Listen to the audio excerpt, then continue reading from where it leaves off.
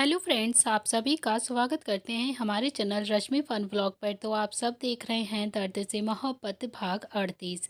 इससे पहले इस कहानी के 37 भाग अपलोड हो चुके हैं चैनल पर। अगर आप सबने नहीं पढ़ा है तो ज़रूर पढ़ लीजिएगा। तो चलिए देखते हैं फ्रेंड्स, अब तक आप सबने पढ़ा था।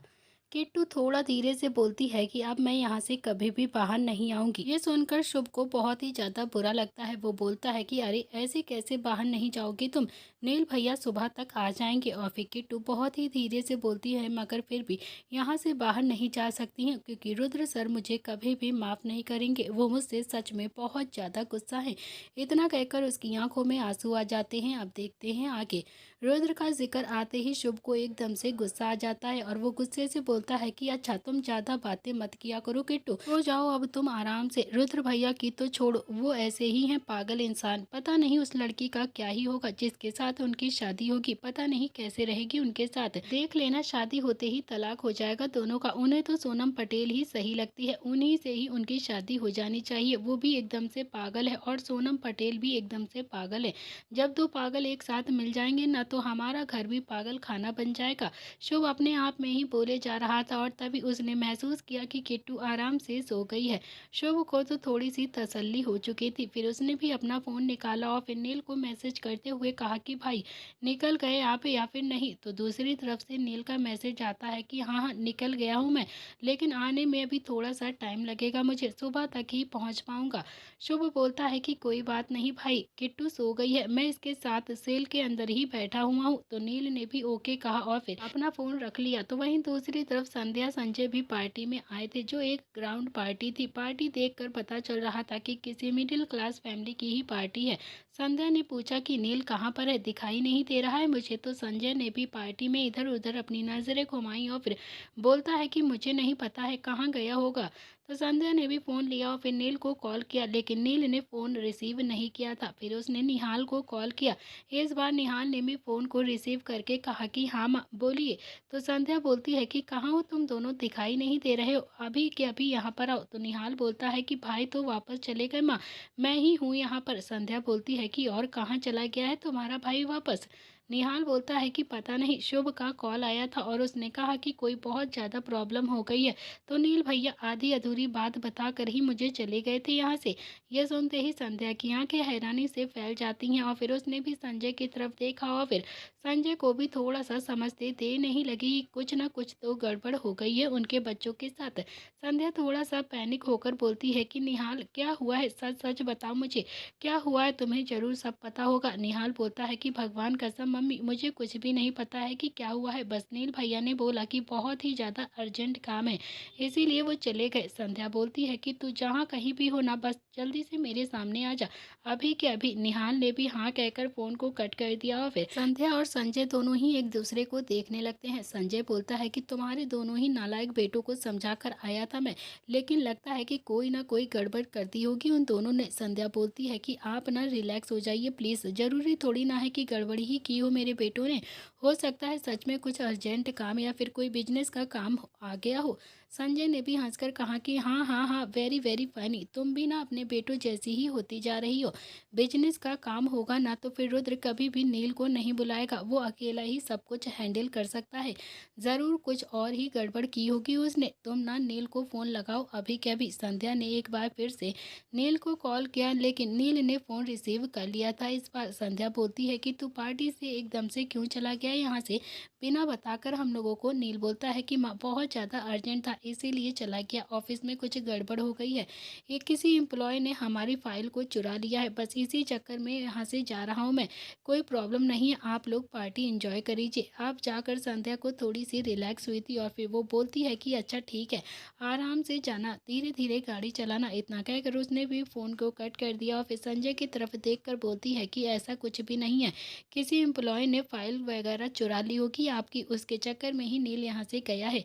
संजय बोलता है कि मुझे तो यकीन ही नहीं आता है, बाकी तो वापस जाने के बाद सारी चीज़ें पता चलेंगी कि आखिर हुआ क्या है। तो निहाल भी उनके सामने आकर खड़ा हो गया था और संध्या बोलती है कि तुम दोनों ही भाई अपने आप ही डिसीजन ले लेते हो, एक बार भी मुझसे पूछना ठीक नहीं समझा। कितने ज़्यादा बदतमीज हो गए तुम दोनों, घर चलो फिर बताती हूँ तुम दोनों को।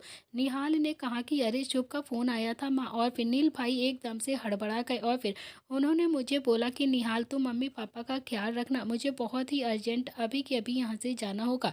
इतना कहकर वो चुपचाप से निकल गए थे। तो संजय बोलता है कि पता नहीं क्या होगा और क्या नहीं होगा, मैं तो तुम्हारे बच्चों से बहुत ज़्यादा परेशान हूँ संध्या। संध्या भी मुंह बनाकर बोलती है कि अकेले मेरे बच्चे हैं क्या, मैं अपने साथ दहेज में लेकर आई थी क्या इन लोगों को, हैं तो आपके ही गुण इन सब के अंदर। समझ लो अगर 4 लोगों को मिलकर एक जगह पर खड़ा कर दिया जाए ना तो फिर एक संजय बन जाएगा। संजय आप तो संजय ने भी काफ़ी ज़्यादा गुस्से में संध्या की तरफ देखा और कहा कि मुझे सुनाने से ज़्यादा बेहतर होगा कि तुम इन बच्चों को अच्छी सी परवरिश देती तो शायद ये आज ऐसे नहीं होते। तो संध्या हैरानी से संजय की तरफ देखकर बोलती है कि शर्म नहीं आती है आपको ये बात बोलते हुए कि मैंने 3 बच्चों को अकेले पाला है, तीनों ही इतने ज़्यादा प्यारे हैं और आपने सिर्फ एक ही बेटे को पाला है और उसी के अंदर दुनिया भर का गुस्सा है। समझे आप।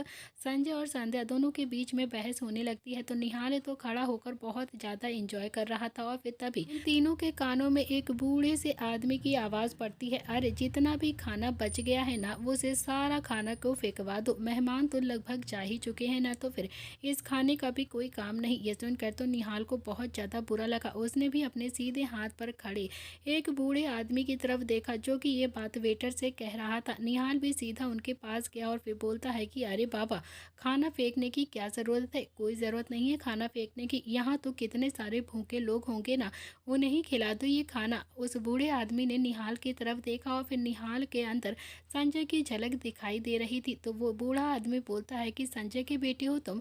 तो निहाल ने भी बहुत ही प्राउडली हाँ में अपनी गर्दन हिला दी। तो बूढ़े आदमी ने कहा कि तो ठीक है, तुम ही देख लो बचे हुए खाने का क्या करना है, तुम गरीबों को खिला सकते हो तो खिला दो। इतना कहकर वो बूढ़ा आदमी वहाँ से चला गया और फिर उसके जाते ही निहाल ने भी एक अंगड़ाई तोड़ी और फिर अपना कोट निकाला और फिर अपनी माँ के पास आया और फिर उस कोट को देते हुए बोलता है कि माँ लो पकड़ो मेरे इस कोट को, मैं थोड़ी सी चैरिटी करके आता हूँ क्योंकि बहुत सारा खाना है जो हमें गरीबों को बांटना होगा। संध्या ने भी बहुत प्राउडली कोट को पकड़ लिया और फिर संजय की तरफ देखकर बहुत ही प्यार से मुस्कुरा कर बोलती है कि ये देखो ये परवरिश की है मैंने आपके बच्चों की और अपने बच्चों की। और फिर रुद्र की तरफ देख लो आप एक नज़र। संजय बोलता है कि रुद्र के अंदर भी बहुत सारी क्वालिटीज़ हैं संध्या, लेकिन वो किसी को दिखाता नहीं है। तुम्हें क्या पता वो कितने अच्छे अच्छे काम करता है, जब जान जाओगी ना तो बहुत ज़्यादा शौक लगेगा। संध्या बोलती है कि जिस दिन आपका बेटा एक भी अच्छा काम करेगा ना उस दिन आकर मेरे सामने ज़रूर बात करना, आप अभी बात बिल्कुल भी मत करो मुझसे। संजय बोलता है कि तुम कुछ ज़्यादा ही साइड नहीं लेती हो अपने बेटों की। संध्या ने भी प्राउडली कहा कि तो फिर किसकी साइड लूँ मैं, आप ही बता दीजिए ना। संजय ने इस बार थोड़ा सा मुस्कुराते हुए कहा कि अरे अपने पति की साइड लो, यानी कि मेरी और किसकी।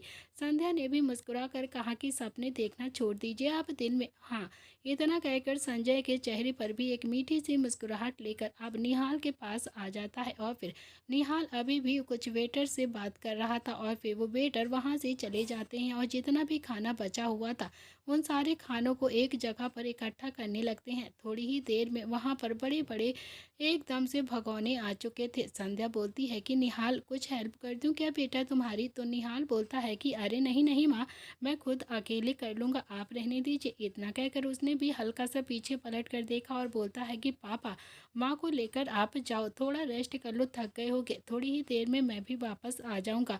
संजय बोलता है कि कोई बात नहीं, तुम कर लो अपना काम आराम से, हम यहीं पर बैठे रहेंगे। इतना कहकर वो भी संध्या के पास आया और उसने भी संध्या की कलाई को पकड़ा और फिर उसे एक सोफे की तरफ ले जाते हुए बहुत ही प्यार से बोलता है कि चलो चलो चलकर बैठते हैं संध्या, ये कर लेगा अपने आप ही, क्योंकि हमारा बेटा इतना भी कमज़ोर नहीं है जो सबकी ज़रूरत पड़े उसे। वैसे भी कोई सोने की खान तो खोद नहीं रहा है जो तुम्हारी ज़रूरत पड़ेगी इसे। चलो अब चलकर बैठते हैं। संजय और संध्या भी आकर आराम से सोफे पर बैठ गए थे और फिर निहाल भी उन वेटरों की तरफ देखकर बोलता है कि ये जितने भी भगोने यहाँ पर रखे हैं ना इन सारे भगोनों को उठाओ और यहीं करीब के 500 मीटर की दूरी पर एक झुग्गी झोपड़ी टाइप की है, ये सारा खाना वहीं पर बांट देते हैं। फेंकने से तो बेहतर ही होगा ना कि किसी के पेट में चले जाएगा। और वहाँ पर बहुत सारे बच्चे भी हैं जो बहुत ज़्यादा भूखे रहते हैं। सारे वेटर ने हाँ में अपनी गर्दन हिला दी और फिर दो दो वेटर एक बड़े बड़े भगोने को पकड़कर वहाँ से लेकर जाने लगते हैं। आखिर में एक बड़ा सा भगोना बच गया था। तो निहाल ने भी अब आसपास देखा तो वहाँ पर कोई भी नहीं था और तभी उसकी नज़र एक लड़की पर जाती है। उसने अभी नेवी ब्लू कलर का लहंगा पहना हुआ था। वो अपना दुपट्टा संभालते हुए निहाल के पास ही धीरे धीरे आ रही थी और निहाल की नज़र तो अभी उस पर ही टिकी हुई थी। निहाल की आंखें तो हैरानी से बड़ी होती जा रही थी। जैसे जैसे वो लड़की उसके पास आ रही थी, वो लड़की कोई और नहीं थी, नव्या थी। नव्या सीधा निहाल के पास आ जाती है तो निहाल तो बस अभी नव्या की खूबसूरती में ही खो गया था। नव्या ने भी आकर दो चुटकी बजाई निहाल के सामने तो निहाल भी अपने होश में वापस आया। नव्या बोलती है कि हेल्प कर दूं क्या तुम्हारी? तो निहाल ने कहा कि तुम क्या हेल्प करोगी मेरी? नव्या बोलती है कि क्यों, बहुत देर से देख रही हूँ कि तुम चैरिटी कर रहे हो तो थोड़ी सी चैरिटी मैं भी करवा दूंगी तुम्हारे साथ। निहाल बोलता है कि अच्छा, और तुम क्या चैरिटी करवाओगी, ज़रा बता सकती हो क्या? तो नव्या बोलती है कि मैं तुम्हारे साथ इस भगोने को उठाने में मदद कर दूंगी तुम्हारी। निहाल बोलता है कि तुमसे उठ जाएगा ये भगोना? जब नव्या को थोड़ा सा अब गुस्सा आ गया था, वो बोलती है कि तुम्हारे साथ ना बात करने का मतलब है सिर फोड़ने के बराबर, समझे तुम? मुझे लगा था कि तुमसे अच्छे से बात करूंगी तो शायद तुम अच्छे से बिहेव करोगे मुझसे, लेकिन तुम तो अच्छे से बिहेव कर ही नहीं सकते हो किसी के साथ। तुम्हारे अंदर बिल्कुल भी तमीज़ ही नहीं है, एक नंबर के। नव्या ने अभी इतना ही कहा था कि तभी निहाल भी काफ़ी ज़्यादा गुस्से में बोलता है कि एक नंबर का क्या मतलब है? क्या एक नंबर लगा रखा है? नव्या भी अपने दांत पीसते हुए बोलती है कि एक नंबर के कुत्ते हो कुत्ते तुम। निहाल भी गुस्से में बोला कि अच्छा, तो तुम भी एक नंबर की कुत्ती हो कुत्ती। ये सुनकर तो नव्या की आंखें हैरानी से फैल जाती हैं और मुंह खुला का खुला रह जाता है। वो चिल्लाते हुए बोलती है कि संजय अंकल, संजय अंकल। जैसे ही नव्या ने ये बोला तो निहाल के दिल की धड़कनें तो एकदम से बढ़ जाती हैं। उसने भी हल्के से पलट कर देखा तो निहाल के मम्मी पापा वहीं पर खड़े हुए थे और उसे गुस्से से घूर रहे थे। तो नव्या भी शिकायत करते हुए बोलती है कि अंकल, अंकल देखो, आपके बेटे ने मुझे अभी क्या बोला, कुत्ती बोला है, कुत्ती। निहाल भी बच्चे सा मुंह बनाकर बोलता है कि इसने भी तो मुझे कुत्ता बोला था पापा। नव्या भी थोड़ा सा गुस्से में बोलती है कि क्योंकि तुमने मुझे चिढ़ाया था। निहाल बोलता है कि पहले गुस्सा तुमने ही मुझे दिलाया था। नव्या बोलती है कि मैं तुम्हारी हेल्प करने के लिए आई थी, तुम्हारी हेल्प करने के लिए, तुम तो बस ताने ही मारने लगे मुझे। निहाल बोलता है कि तो मैंने क्या कुछ गलत कहा है तुमसे, बोल दो। मैंने यही तो कहा था ना कि भगोना तुमसे उठेगा भी या फिर नहीं। तो नव्या बोलती है कि एक साइड से तुम उठाते और एक साइड से मैं उठाती तो उठ जाता ना। तो निहाल बोलता है कि लेकिन तुमने ये ऐसा तो कहा ही नहीं था ना कि हम दोनों मिलकर उठाएंगे इस भगोने को। नव्या बोलती है कि कहा था, तुमने सुना ही नहीं था, समझे तुम?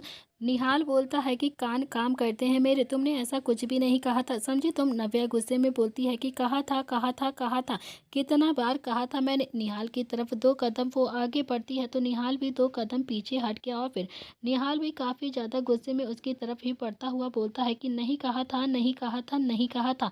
नव्या फिर से दो कदम पीछे हट जाती है और फिर आखिरकार संध्या ने भी उन दोनों को डांटते हुए कहा कि बस बस करो, तुम दोनों कितना ज़्यादा झगड़ते हो, जगह सिचुएशन कुछ देखते भी हो या फिर नहीं देखते हो, कम से कम ये तो सोच लो कि किसी की पार्टी में खड़े हो और ऐसी बदतमीजी कर रहे हो। दोनों ही एकदम से चुप हो गए तो संध्या भी अब नव्या की तरफ देखकर बोलती है कि कौन हो तुम? नव्या जवाब देती उससे पहले ही संजय ने कहा कि मिस्टर ओबरॉय की बेटी है ये।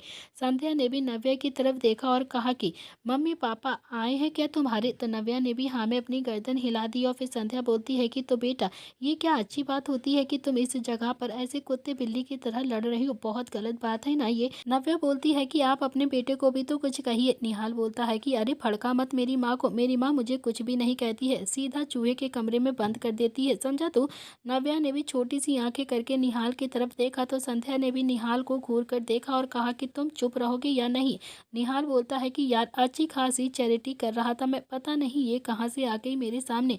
नव्या भी गुस्से में बोलती है कि मैं भी तो तुम्हारी हेल्प करने के लिए यहाँ पर आई थी ना, लेकिन तुम इस लायक ही नहीं हो कि मैं तुम्हारी हेल्प करूँ या फिर कोई भी तुम्हारी हेल्प करे। संध्या एक बार फिर से अपने सिर पर हाथ रखकर एकदम से खड़ी हो गई थी और तभी संजय बोलता है कि अच्छा ठीक है, एक काम करो, तुम दोनों ही मिलकर चैरिटी कर लो, ओके?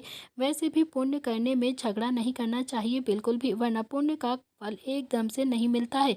यह सुनते ही नव्या और निहाल को भी कुछ समझ में आ गया और फिर उन्होंने भी उस बड़े से भगोने को एक एक साइड से पकड़ लिया और फिर वहां से ले जाने लगे। निहाल ने भी एक साइड से भगोने को पकड़ा था और नव्या दोनों ही हाथों से उस भगोने को पकड़ रही थी, क्योंकि वो भगोना बहुत ज्यादा भारी था। निहाल और नव्या दोनों ही उसे जैसे तैसे वहां से लेकर जाने लगे। निहाल को तो नव्या की हालत पर हंसी भी बहुत ज्यादा आ रही थी। वो बोलता है कि थोड़ा तेज तेज चलो ना यार, फिर यहाँ क्या यहीं पर रख दोगी क्या इसे? किसी और आदमी को बुला लूंगा मैं बाद में। तो नव्या दोनों ही हाथों से जान लगाते हुए बोलती है कि कोशिश तो कर रही हूँ ना मैं।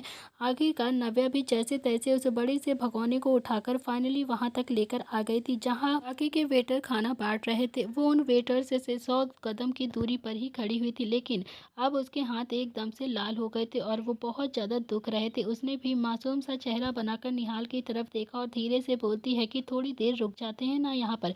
ये सुनते ही निहाल एकदम से रुक गया और उसने भी धीरे से भगोने को वहां पर जमीन पर ही रख दिया और फिर नव्या ने भी रख दिया। वो अपने हाथों को देखने लगती है तो पूरी तरीके से उसके हाथ लाल पड़ चुके थे। निहाल भी अपने दिल से मजबूर हो गया था। उसने भी अपनी जेब में से रुमाल निकाला और फिर नव्या की तरफ बढ़ाते हुए बहुत ही प्यार से कहा कि लो लो इसे और साफ कर लो, लाल हो गए हैं तुम्हारे हाथ पूरी तरीके से। तो नव्या ने भी गुस्से में रुमाल ले लिया और फिर अपने हाथों को अच्छे से पोंछने लगती है, लेकिन अब उसके हथेली में बहुत ज्यादा दर्द होने लगा था। तो निहाल ने भी अब एक वेटर को देखा और जोर से आवाज लगाई, ओ हेलो भैया, ओ हेलो भैया, यहाँ पर आओ जल्दी से। वो वेटर भी जल्दी से निहाल के पास आ गया और फिर निहाल बोलता है कि उससे साइड से भगोने को पकड़ लो और एक साइड से मैं पकड़ लूंगा। वेटर भी आकर उस भगोने को पकड़कर निहाल के साथ साथ चलने लगा और फिर थोड़ी ही देर में निहाल उन वेटर्स की तरफ देखकर बोलता है कि जल्दी जल्दी से सारा खाना बांट दो और फिर ये बर्तन वापस से पांडाल में भिजवा देना। उन वेटर्स ने भी हाँ में अपनी गर्दन हिला दी और फिर देखते ही देखते सारा खाना वहां पर बट चुका था। नव्या भी निहाल की तरफ ही देखे जा रही थी और फिर वो अपने मन ही मन बहुत ही धीरे से बोलती है कि इतना बुरा भी नहीं है ये लड़का, बहुत अच्छा है, वरना आज के जमाने में कौन किसी के लिए इतना कुछ करता है। और तभी निहाल ने भी नव्या की तरफ देखा और फिर प्यार से कहा कि रुमाल दोगी या फिर रख लोगी अपने पास ही। नव्या के मन में अभी अभी जो निहाल के लिए अच्छे अच्छे ख्याल आए थे एकदम से हवा की तरह फुर हो गए थे। एक ही झटके में उसे फिर से गुस्सा आ जाता है। उसने भी निहाल का रुमाल एक छोटी सी बोल बनाई और फिर उसकी तरफ फेंकते हुए बोलती है कि ये लो पकड़ो अपना रुमाल। निहाल के चेहरे पर भी बड़ी सी मुस्कुराहट आ जाती है और वो बोलता है कि अरे तुम तो नाराज हो गई यार, मैं तो बस ये कह रहा था कि तुम बहुत अच्छी लड़की हो, बहुत ही अच्छी, वरना कौन आजकल किसी की हेल्प करता है फ्री फ्रंट में। नव्या गुस्से में निहाल की तरफ ही देखे जा रही थी। तो निहाल भी अब धीरे धीरे करके नव्या के पास आ जाता है और बहुत ही प्यार से बोलता है कि फोन है तुम्हारे पास? नव्या बोलती है कि क्यों? निहाल ने कहा कि है तो दिखाओ ना मुझे प्लीज। नव्या ने भी अपना फोन निहाल को पकड़ा दिया। तो निहाल ने भी उसमें कुछ टाइप करते हुए कहा कि अपना फोन नंबर दे रहा हूँ तुम्हें। नव्या बोलती है कि अच्छा, और मैं तुम्हारे फोन नंबर का क्या करूंगी, बता दो जरा ये भी। तो निहाल ने कहा कि देखो आज तुमने मेरी हेल्प की है ना, बेशक से झगड़ा करके ही की है, लेकिन ये तो है ना मेरी हेल्प, तभी तुम्हें मेरी हेल्प की कभी भी जरूरत पड़ेगी ना तो फिर तुम आराम से मुझे फोन कर देना। इतना कहकर उसने भी नव्या के हाथ में उसका फोन थमा दिया और फिर नव्या बोलती है कि मुझे तुम्हारी हेल्प की जरूरत कभी भी नहीं होगी। निहाल बोलता है कि अच्छा, बहुत बड़ी ये दुनिया है ये मैडम, बहुत सारी डिफरेंट डिफरेंट सिचुएशन भी होती हैं और क्या पता कब कौन सी सिचुएशन में जरूरत पड़ जाए तुम्हें मेरी, याद करना आप मुझे, मैं ज़रूर आऊँगा। नव्या एक बार फिर से अकड़ते हुए बोलती है कि मैं तुम्हें कभी भी याद नहीं करूँगी, कभी भी नहीं। इतना कहकर वो वहाँ से चली गई और फिर निहाल भी कुछ देर तक तो नव्या को मुस्कुराते हुए देखता रहता है और तभी एक वेटर आकर बोलता है कि सर सारा खाना बट गया है। तो निहाल ने कहा कि अच्छा, तो ये बर्तन भी वापस से पांडाल में भिजवा दो। ओके। तो दूसरी तरफ सुबह के 4 बजे नील ने भी गाड़ी पुलिस स्टेशन के बाहर आकर रोकी और फिर वो जल्दी जल्दी से अपनी गाड़ी से उतरा और तेज कदमों के साथ पुलिस स्टेशन के अंदर आ जाता है। इस वक्त नील को बहुत ज्यादा गुस्सा आ रहा था। उसने एक नज़र इंस्पेक्टर की तरफ देखा और फिर बोलता है कि नीलकंठ प्रताप सिंह। इंस्पेक्टर ने कुछ भी नहीं कहा, चुपचाप से खड़ा हो गया और फिर नील सीधा अपनी बाजू को फोल्ड करते हुए बहुत ही एटीट्यूड में सेल की तरफ चला गया और फिर आखिरकार उसने भी एक सेल का दरवाज़ा खोला और वो सीधा अंदर की तरफ चला गया। उसने देखा तो किट्टू शुभ की थाई पर अपना सिर रखकर आराम से सो रही थी और शुभ वहाँ पर बैठा बैठा ही दीवार से अपनी कमर लगाकर सोया हुआ था। दोनों ही इस वक्त बहुत ही गहरी नींद में थे। नील धीरे से उनके पास आया और उसने बहुत ही प्यार से अपने भाई के माथे पर अपना हाथ फेरा और शुभ की आंखें एकदम से खुल जाती हैं। उसने नील को देखा और फिर शिकायत करते हुए कहा कि इतनी देर से आए हो आप भैया, कब से यहाँ पर बैठा हूँ मैं। नील ने भी उसे चुप रहने का इशारा किया और फिर बहुत ही प्यार से किट्टू के माथे पर भी अपना हाथ फेरा और फिर धीरे से पूछा कि कैसी है ये। तो शुभ बोलता है कि बिल्कुल अच्छी नहीं है भैया, ना कुछ बात कर रही और ना ही अपने दिल की बात बताती है किसी को, सो गई है थी और फिर अचानक से चिल्लाने लगी और फिर बोलती है कि ठंड लग रही है बहुत ज़्यादा, तो मैंने अपनी जैकेट उतार कर इसे दे दी। भैया मुझे लगता है कि इसकी मानसिक हालत भी ठीक नहीं है, बहुत कुछ छुपा रही है हम लोगों से, ऐसा बहुत कुछ है इसके दिल में जो ये बताना नहीं चाहती है किसी को। और आपको पता है इसे देखकर तो मुझे बहुत ज़्यादा बुरा भी लग रहा है, बहुत ज़्यादा बुरा लगता है मुझे इसे देखकर। आप कुछ कीजिए ना भैया, प्लीज़ प्लीज़ इसकी लाइफ को सही करिए। नील बोलता है कि ठीक है, अब मैं आ गया हूँ ना, तो फिक्र मत करो, हम किट्टू को आज के आज ही साथ लेकर जाएंगे। इतना कहकर उसने फिर से किट्टू के बालों में अपना हाथ लगाया और फिर बोलता है कि किट्टू उठो, किट्टू किट्टू। लेकिन किट्टू अभी भी उठ नहीं रही थी। नील ने किट्टू के हाथ को हाथ लगाया तो उसकी आंखें हैरानी से फैल जाती हैं, क्योंकि किट्टू को बहुत ही तेज बुखार हो चुका था। इस वक्त वो बहुत तेज बुखार में तप रही थी। नील अब किट्टू के गाल पर थोड़ा सा हाथ लगाकर थपथपाते हुए बोलता है कि किट्टू आंखें खोलो अपनी, किट्टू आंखें खोलो। तो नील के 2-3 बार ऐसा जगाने पर किट्टू ने भी धीरे धीरे करके अपनी थोड़ी सी आंखें खोली तो उसका चेहरा इस वक्त पूरी तरीके से लाल हो चुका था बुखार की वजह से। किट्टू ने भी नील की तरफ देखा तो उसकी आंखें एक बार फिर से भर आती हैं और उसकी आंखों से आंसू टपकने लगे। उसके आंसू उसके गाल पर लुढ़कते रहे तो नील ने भी हाथ लगाकर नामे गर्दन हिलाई और फिर किट्टू के आंसुओं को अंगूठे से साफ करते हुए बोलता है कि नहीं बच्चा, अब मैं आ गया हूँ ना, तो सब कुछ ठीक हो जाएगा। रोना बिल्कुल बंद करो, एक आंसू भी बाहर नहीं आना चाहिए तुम्हारी आंखों से। भैया बोलती हो ना तो मुझे तो फिर। तो किट्टू ने भी हल्की सी हाँ में अपनी गर्दन हिला दी और फिर नील बोलता है कि तुम अपने भाई की बात को मानोगी या फिर नहीं मानोगी। किट्टू ने फिर से हाँ में हल्की सी अपनी गर्दन हिला दी और फिर नील बोलता है कि तो फिर चलो, रोना जल्दी से बंद करो और कुछ भी नहीं होगा तुम्हें, कुछ भी नहीं। किट्टू भी थोड़ा सा संभालते हुए बोलती है कि रुद्र सर। किट्टू ने अभी इतना ही कहा था कि तभी नील ने हल्के से गुस्से में कहा कि भाड़ में गया रुद्र सर, वो कुछ भी नहीं करेगा, मैं हूं ना तुम्हारे साथ, मेरे से भी बड़ा है क्या वो। और हाँ, ज़्यादा अगर 3-5 करेगा ना तुम्हारे साथ तो फिर पापा से बोल दूंगा, उसकी सारी शिकायत करूंगा, फिर उसे तो पापा ना घर से और ऑफिस दोनों से ही बाहर निकाल देंगे। और तुम चलो अब चुपचाप मेरे साथ। इतना कहकर उसने भी किट्टू को उठाया और किट्टू की हालत इतनी ज़्यादा ख़राब थी कि वो खुद से उठ भी नहीं पा रही थी और फिर ऊपर से उसका पैर उसमें भी बहुत ज़्यादा दर्द हो रही थी। नील किट्टू को संभालता हुआ बाहर की तरफ लेकर आ जाता है और फिर बाहर आकर उसने एक चेयर पर उसे आराम से बैठा दिया और इंस्पेक्टर की तरफ देखकर काफ़ी ज़्यादा गुस्से से बोलता है कि कोई फॉर्मेलिटी है क्या। तो इंस्पेक्टर ने भी हल्की सी नामे अपनी गर्दन हिलाई और फिर बोलता है कि नहीं, अभी तक रिपोर्ट लिखी ही नहीं थी, तो अगर रिपोर्ट लिख देता तो शायद कोई फॉर्मेलिटी करनी पड़ती आपको। तो नील बोलता है कि तो फिर मैं किट्टू को लेकर अभी के अभी यहाँ से जा रहा हूँ। इंस्पेक्टर ने कहा कि हाँ हाँ लेकर जाइए आप इसे, मैं नहीं मना करता हूँ, लेकिन अपने भाइयों से भी कह देना कि मुझे कोई भी कॉल नहीं करेगा, मेरे हाथ बंधे हुए हैं सारी चीज़ों से।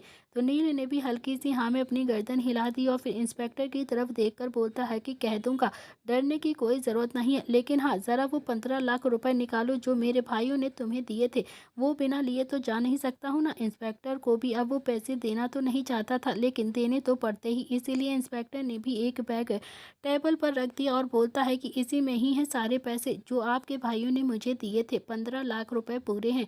नील ने भी शुभ को इशारा किया और फिर शुभ ने भी वो पैसे उठा लिए और नील बोलता है कि हम भाइयों में एक गंदी आदत है, हम फिजूल पैसा कभी भी नहीं खर्च करते हैं। इतना कहकर वो भी अब किट्टू को लेकर सीधा संभालता हुआ वहां से बाहर की तरफ चला गया और फिर पीछे पीछे शुभ भी बैग लेकर वहां से चला गया। दोनों ही भाई किट्टू को दवाई दिलवा कर उसके घर लेकर आ गए थे। किट्टू का घर देखकर शुभ को अब और भी ज़्यादा बुरा लग रहा था। उसके दिल में किट्टू के लिए बहुत ज़्यादा सिंपैथी आ रही थी। उसे समझ में आ रहा था कि किट्टू ने अगर चोरी भी की होती तो शायद बहुत ज़्यादा मजबूत मजबूरी में की होगी चोरी उसने। लेकिन फिलहाल तो ना ही नील ने किट्टू से फाइल की बात की थी और ना ही शुभ ने कोई बात करी थी उससे फाइल के बारे में। कर भी लेते तो शायद किट्टू बताने की हालत में तो अभी इस वक्त बिल्कुल भी नहीं थी। किट्टू ने भी सबसे पहले अपनी माँ की तरफ देखा जो आराम से अभी बेड पर लेटकर सो रही थी और उसके पास एक औरत बैठी हुई थी। शुभ ने भी उस औरत की तरफ देखा और हल्के से मुस्कुराकर कहा कि आपका बहुत ज़्यादा थैंक यू, अब आप यहाँ से जा सकती हैं।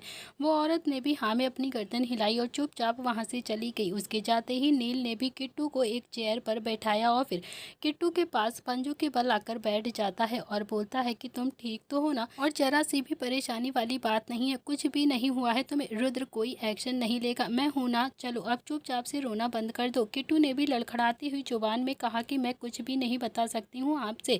तो नील बोलता है कि मैंने कुछ पूछा है क्या तुमसे? नहीं ना, तो फिर मुझे तुमसे कुछ पूछने की जरूरत भी नहीं है, मैं अपने आप ही यहाँ पर आ गया हूँ ना, तो फिर खुद ही पता लगा लूंगा सारी चीजों का। तुम ना फिलहाल के लिए रोना बंद कर दो। देखो तुमने उस गधे पर एहसान किया है ना, बहुत ज्यादा एहसान किया है तुमने उस गधे पर, और वो गधा इस बात को समझ नहीं रहा है। उसकी ना छोड़ी ही दो तुम, वो तो बिल्कुल पागल हो गया है। मैं रुद्र की तरफ से माफी मांगता हूँ तुमसे। इतना कहकर नील ने भी अपने हाथों को किट्टू की तरफ देखा और जोड़ लिया। किट्टू हैरानी से नील की तरफ देखे जा रही थी। जहाँ रुद्र इतना ज्यादा गुस्से वाला था और इतना ज्यादा एरोगेंट बदतमीजी किस्म का इंसान था, तो वही नील इतना ज्यादा सॉफ्ट प्यार करने वाला देव मनुष्य जैसा था। किट्टू ने भी नील के हाथ पर अपना हाथ रख लिया और फिर बहुत ही धीरे से बोलती है कि प्लीज भैया ऐसी बातें मत करिए आप, माफी तो मुझसे बिल्कुल भी नहीं मांगनी चाहिए आपको। नील ने कहा कि नहीं तो फिर तुम क्यों माफी मांगोगी? जितना मैंने तुमसे समझा है ना, अगर तुमने कुछ भी गलत किया भी होगा ना, तो फिर बहुत कोई बड़ी मजबूरी में किया होगा तुमने, और मैं अच्छे से जानता हूँ कि तुम वो बताओ कि नहीं। बिल्कुल भी मुझे कोई बात नहीं, मैं तुमसे पूछूंगा भी नहीं, मत बताओ मुझे। लेकिन अब प्लीज रोना बंद कर दो, सब कुछ ठीक है, प्लीज प्लीज मत रो। तो किट्टू ने भी हल्की सी हाँ में अपनी गर्दन हिलाई और फिर नील ने एक बार फिर से किट्टू के आंसुओं को पोंछा और फिर शुभ की तरफ देखकर बोलता है कि कुछ खाने को लेकर आओ अभी के अभी। शुभ जैसे ही बाहर की तरफ जाने को हुआ तभी किट्टू बोलती है कि भूख नहीं लगी है मुझे भैया।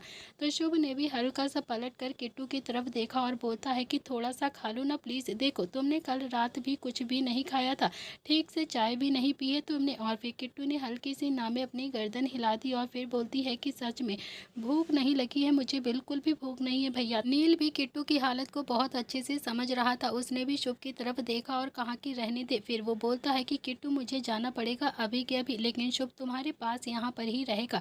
किसी भी चीज़ की अगर तुम्हें ज़रूरत पड़े ना तो तुम शुभ से बोल देना, शुभ तुम्हारी हमेशा हेल्प करेगा, ओके।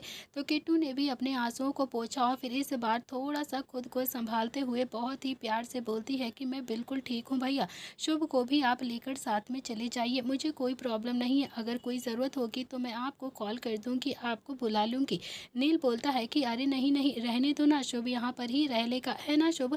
शुभ बोलता है कि हाँ हाँ किट्टू, मैं यहाँ पर तुम्हारे पास रह लूँगा, मुझे कोई प्रॉब्लम नहीं है। किट्टू ने भी शुभ की तरफ देखा और कहा कि मेरी हालत किसी से छुपी नहीं है भैया, इस एक कमरे में तुम एडजस्ट नहीं कर पाओगे, आपको यहाँ पर बहुत प्रॉब्लम होगी, समझने की कोशिश करो आप। मुझे नहाना भी है, अपनी माँ को भी नहलाना होगा ना, इसीलिए बोल रही हूँ। तो नील और शुभ दोनों ही अब एक दूसरे की तरफ देखने लगे थे और फिर दोनों ही समझ गए थे कि किट्टू अभी क्या कहने की कोशिश कर रही है। तो नील भी अब शुभ की तरफ देखता है और फिर बोलता है कि अच्छा ठीक है, तुम्हें किसी भी चीज़ की ज़रूरत होगी ना तो फिर तुम मुझे ज़रूर से ज़रूर कॉल कर लेना, ओके कर लोगी ना तो मुझे कॉल। किट्टू ने भी हाँ में अपनी गर्दन हिला दी और कहा कि हाँ बिल्कुल करूँगी। नील ने भी अपना एक हाथ किट्टू की ओर बढ़ाते हुए बहुत ही प्यार से कहा कि वादा करो मुझसे। किट्टू ने भी अपना हाथ नील के हाथ पर रख दिया और फिर बहुत ही प्यार से बोलती है वादा, अगर ज़रूरत पड़ेगी ना तो पक्का बुलाऊंगी आपको फ़ोन करके। तो नील भी मुस्कुरा कर खड़ा हो गया और उसने भी किट्टू के बालों में अपना हाथ फेर कर बहुत ही प्यार से कहा कि बच्चा मैं हूँ तुम्हारे साथ और हमेशा रहूँगा तुम्हारे साथ। किट्टू ने भी हाँ में अपनी गर्दन हिला दी और फिर शुभ और नील दोनों ही वहाँ से चले जाते हैं। दोनों का ही दिमाग इस वक्त बहुत ही ज़्यादा खराब था। थोड़ी ही देर के बाद दोनों ही अब गाड़ी के पास आकर खड़े हुए थे और फिर दोनों के हाथ में चाय का कप था और चाय की सुर्खियाँ ले रहे थे। दोनों ने ही अब उस बिल्डिंग के नीचे चाय वाले से चाय ले ली थी और नील बोलता है कि क्या हुआ है ऑफिस में, डिटेल में बता मुझे। अब समझा तू? तो शुभ ने भी चाय का सिप लिया और फिर उसके बाद सब कुछ अब नील को बता देता है। तो नील बोलता है कि किट्टू के कैबिन में फाइल थी या फिर नहीं? तो शुभ ने कहा कि नहीं, रुद्र भैया ने कुछ चेक नहीं किया था, बस सीधा गुस्से में पुलिस को बुला लिया और फिर किट्टू यहाँ पुलिस स्टेशन में आ गई। गई भैया। तो नील बोलता है कि चल अभी के अभी ऑफिस चलते हैं, जल्दी से चाय ख़त्म कर दूँ अपनी। दोनों ने ही जल्दी जल्दी से चाय पी ली और फिर दोनों ही वहाँ से ऑफिस के लिए निकल जाते हैं।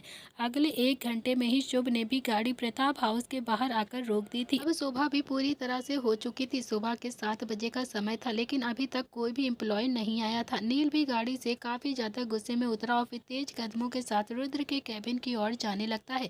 शुभ भी पीछे पीछे लगभग भागता हुआ बोलता है कि भैया भैया प्लीज़ आराम से हैंडल करें, प्लीज़ प्लीज़ थोड़ा आराम से हैंडल करना। आप जानते हो ना रुद्र भैया का गुस्सा, इस वक्त वो और भी ज़्यादा गुस्से में होंगे। अगर मम्मी पापा को गलती से भी पता चल गया ना तो फिर पापा हम पर ही भड़क जाएंगे, बहुत ज़्यादा गुस्सा करेंगे। प्लीज़ भैया थोड़ा सा आराम से ही हैंडल करना आप। नील ने भी गुस्से में कहा कि रुद्र को उसी की भाषा में समझाना पड़ेगा। अब वो प्यार से चीज़ों को बिल्कुल भी समझता नहीं है ना, तो फिर अब उसे पता चलेगा मेरा गुस्सा। इससे पहले भी मैंने कई बार उसे समझाने की कोशिश करी थी, लेकिन वो पता नहीं क्यों खुद को क्या समझता है, समझने के लिए तैयार ही नहीं है। उसने किट्टू की मजबूरी का पता लगाने की कोशिश भी नहीं करी और सीधा पुलिस को बुला लिया और उसे पुलिस स्टेशन पहुंचा दिया। अपने आप को कहीं का 30 मार खान समझता है क्या वो? इतना कहकर नील ने भी काफ़ी ज़्यादा गुस्से में रुद्र का कैबिन एक ही झटके में खोला। तो रुद्र भी कल रात से ऑफिस में ही था, वो भी घर नहीं गया था और उसे भी इस वक्त बहुत ज़्यादा गुस्सा आ रहा था। जैसे ही कैबिन का दरवाज़ा खुलता है तो रुद्र ने भी अपनी नज़र उठाकर गेट की तरफ देखा तो नील इस वक्त काफ़ी ज़्यादा गुस्से में उसे घूर रहा था। रुद्र ने भी गुस्से में कहा कि क्या हुआ है, बचा लिया अपने बच्चे को तुमने? तो नील भी एक कदम आगे बढ़ा और फिर गुस्से में चिल्लाता हुआ चढ़चढ़ाते हुए बोलता है कि तुझे शर्म नहीं आती है क्या? तूने उस मासूम सी बच्ची को जेल भिजवा दिया, कितना ज़्यादा बदतमीज़ इंसान है तू। ये जानते हुए भी कि उसकी माँ का दिमागी हालत ठीक नहीं है, वो इस वक्त कितना ज़्यादा कमज़ोर है। रुद्र भी गुस्से में खड़ा हुआ और फिर उसने भी टेबल पर दोनों ही हाथ गुस्से में रखे और फिर चिल्लाते हुए बोलता है कि मुझे उसकी पर्सनल लाइफ से कुछ भी लेना देना नहीं है, मुझे उससे कोई भी मतलब नहीं है। वो यहाँ पर काम करती है, इस घर की, इस ऑफिस की मालकिन नहीं है वो जो मैं उसकी बातों को समझूंगा। जब मन में आएगा कोई भी फाइल चुरा लेगी वो और कुछ भी कर लेगी यहाँ पर। उसे मैंने 10 बार पूछा था अपना गुनाह कबूल कर ले, अपना गुनाह कबूल कर ले, लेकिन वो एक नंबर की ढीठ लड़की है। नील ने भी 2 कदम आगे बढ़ाए और फिर रुद्र की आंखों में देखकर गुस्से से बोलता है कि कैसा इंसान है तू, दिल है तेरे सीने में या फिर नहीं है? तू समझता क्या है अपने आप को? अगर तू आज इज्जत की जिंदगी जी रहा है ना तो फिर सिर्फ और सिर्फ उसी की वजह से जी रहा है। अरे उसका एहसान मानने से तो गया तू, उल्टा उस पर ही एक और जुर्म कर दिया तूने, बदतमीज कहीं के। तुझे तो उस लड़की पर तरस भी नहीं आता है। रुद्र ने भी गुस्से में कहा कि क्यों खाऊं मैं उस लड़की पर तरस, क्यों खाऊं? वो क्या है मेरी? क्या वो मेरी सगी है जो मैं उस पर तरस खाऊं? जिस पर मुझे तरस आएगा उसकी जगह अगर यहाँ पर कोई और एम्प्लॉय भी होता ना तो फिर उसके साथ भी मैं यही करता। मेरी किट्टू से कोई पर्सनल दुश्मनी नहीं है, मुझे उससे कोई लेना देना भी नहीं है, लेकिन तू बहुत अच्छे से जानता है ना कि उसने जिस फाइल को चुराया है वो हमारे लिए कितनी ज़्यादा इम्पोर्टेंट है, बहुत ज़्यादा इम्पोर्टेंट थी। नील बोलता है कि अरे तेरे लिए इंसानियत इम्पोर्टेंट नहीं है यार, पैसा इम्पोर्टेंट हो गया है, पैसा समझा तू? रुद्र ने भी गुस्से में कहा कि हाँ हाँ मेरे लिए पैसा बहुत ज़्यादा इम्पोर्टेंट है। तुम तीनों ही भाई हवेली में रहे हो, लेकिन मैं यहाँ पर पापा के साथ में रहा हूँ। इस बिजनेस को दोगुना मैंने ही किया है, मैंने रात दिन मेहनत करी है। मैं अपने बिजनेस को ऐसे ही डिस्ट्रॉय होता हुआ बिल्कुल भी नहीं देख सकता हूँ, बिल्कुल भी नहीं। बहुत मेहनत लगती है नील, समझा तो, बिजनेस को सेटअप करने में। लेकिन तुम्हें कैसे पता होगा, तुम्हें तो यहाँ पर आए हुए बस कुछ ही दिन हुए हैं ना तो फिर। तो नील ने भी गुस्से में कहा कि अच्छा तो तू कहना क्या चाहता है कि ये सारा बिजनेस तेरा है, हम भाइयों में कुछ भी नहीं है?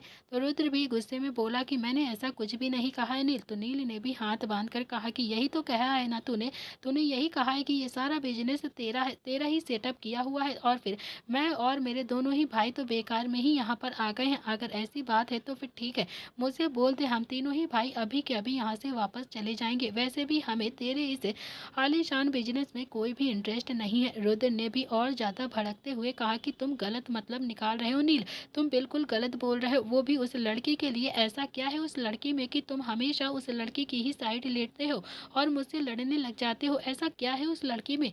नील भी काफ़ी ज़्यादा गुस्से में बोलता है कि बात उस लड़की की नहीं है, इंसानियत की है, इंसानियत। अगर उसने फाइल चुरा भी ली थी तो फिर तुझे सच्चाई का पता लगाना चाहिए था, तुझे पूछना चाहिए था कि आखिर उसने ऐसा किया है, ना कि उसे पुलिस स्टेशन भेज देना चाहिए था। कुछ तो तरस खाता तो उस लड़की पर। रुद्र ने भी गुस्से में कहा कि मैं यहाँ पर तरस खाकर नहीं पहुँचा, अगर स्ट्रिक्ट डिसीजन नहीं लूंगा तो ये सब कुछ बर्बाद हो जाएगा। नील इससे आगे कुछ कहता उससे पहले ही कैबिन का दरवाज़ा खुला और दोनों की नज़र कैबिन पर गई जो धनराज खड़ा हुआ था। धनराज ने दोनों को देखा और कहा कि ऐसी कौन सी आफत आ गई है जो तुम दोनों बिल्ली की तरह ऐसे लड़ रहे हो? शर्म नहीं आती है तुम दोनों को? अभी अभी तो संध्या अपने परिवार के पास वापस आई और तुम दोनों ऐसे लड़ रहे हो। इसी के साथ इस कहानी का आज का एपिसोड यहाँ पर खत्म हो